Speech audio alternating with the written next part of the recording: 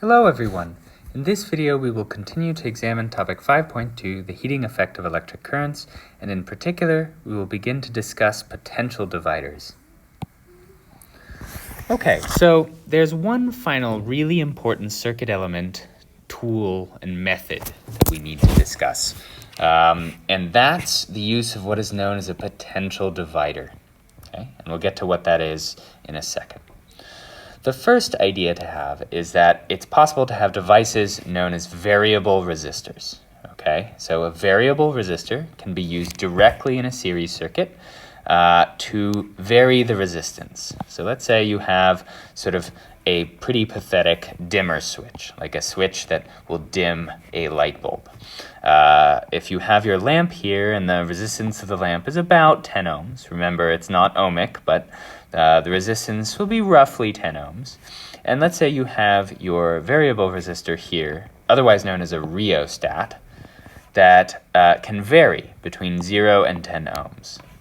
Well, think about like the way this circuit would work, right? At its maximum resistance, okay, the lights that this is in a circuit with will be dimmer than it was before, because there will be less current going through this resistor if the variable resistor is taking some of the potential difference away from the lamp by having a high resistance.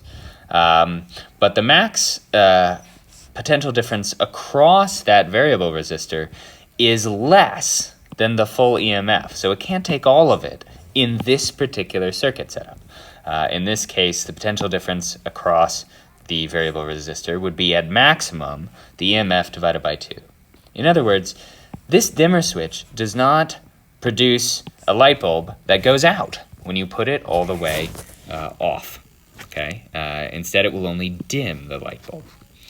But there's a better way and a more useful tool that allows us to basically assign our circuit element any amount of the full EMF that we want.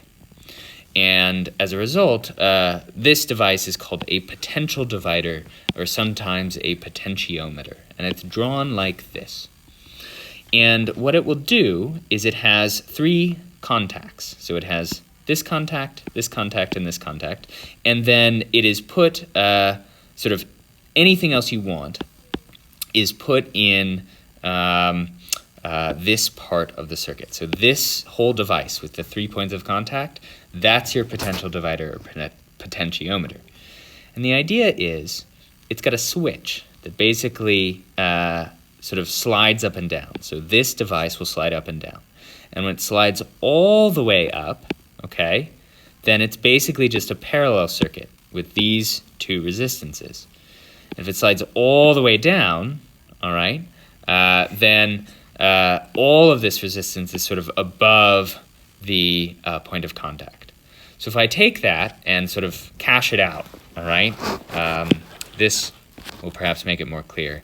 As the contact slides down, the potential difference across R3, that's your external device, that's what you want to use this potential divider for, is going to change from a maximum of the entire EMF, if R3 is basically in parallel with the rest of everything, all the way down to 0 volts, if this slide is all the way down here and connected before this resistor.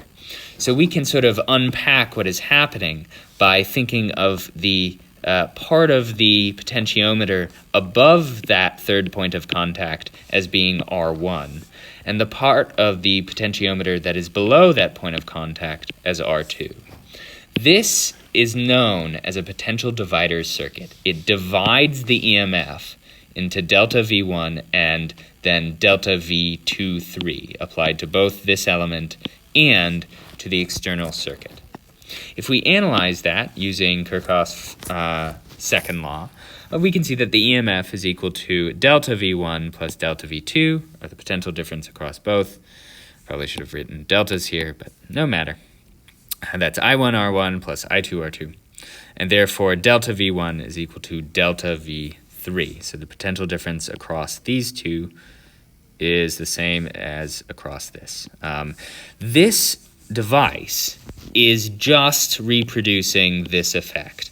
And as you slide the contact up, it changes the relative size of R1 and R2. So that point of contact is splitting R1 and R2 at any arbitrary point along the device. Okay. So given that, take a look at these quick examples.